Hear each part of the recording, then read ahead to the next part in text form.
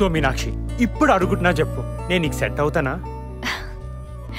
ఆకాష్, మనం first time కలిసినప్పుడు నువ్వు నాకు విషయం చెప్పావు, గుర్తుందా? అదే మగవాళ్ళ ఫీలింగ్స్ గురించి. Yeah yeah yeah. కానీ నేను ఆడవాళ్ల ఫీలింగ్స్ గురించి చెప్పనా? ప్రతి అమ్మాయి తన కాబోయే భర్త అందంగా, చాలా హ్యాండ్సమ్ గా ఉండాలని అనుకుంటుంది.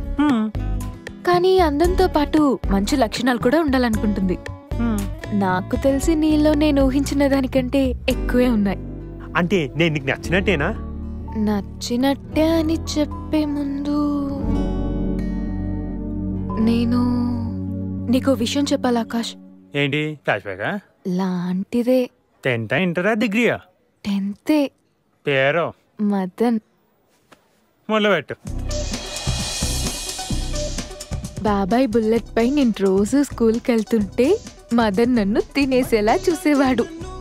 బాల్కనీలో అమ్మ తల తుడుస్తుంటే మదన్ నన్ను తొంగి తొంగి చూడడం నేను ఇప్పటికీ మర్చిపోలేను. నన్ను చూడాలని, నాతో మాట్లాడాలని ప్రతి క్షణం మదన్ తప్పించిపోయేవాడు తెలుసా. నాకు కూడా నేను ఎక్కడికి వెళ్ళినా ఏం చేసినా మదనే గుర్తొచ్చేవాడు.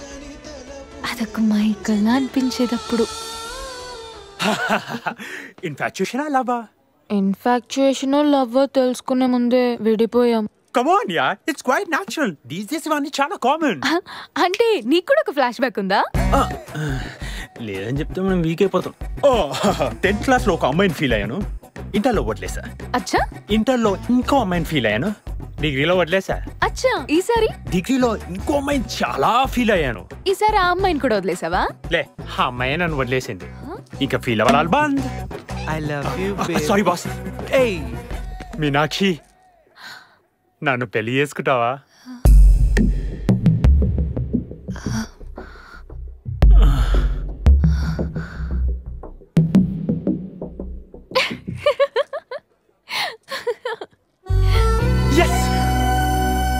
లవ్ యూ బంగారం. ఇప్పుడు నెక్స్ట్ ఏంటి మీనాక్షి? పెళ్లి చూపులు. మళ్ళీ పెళ్లి చూపులేంటి? ఆకాష్, మనం బాగా సంపాదిస్తున్నాం కదా అని సాంప్రదాయాలు మర్చిపోకూడదు కదా.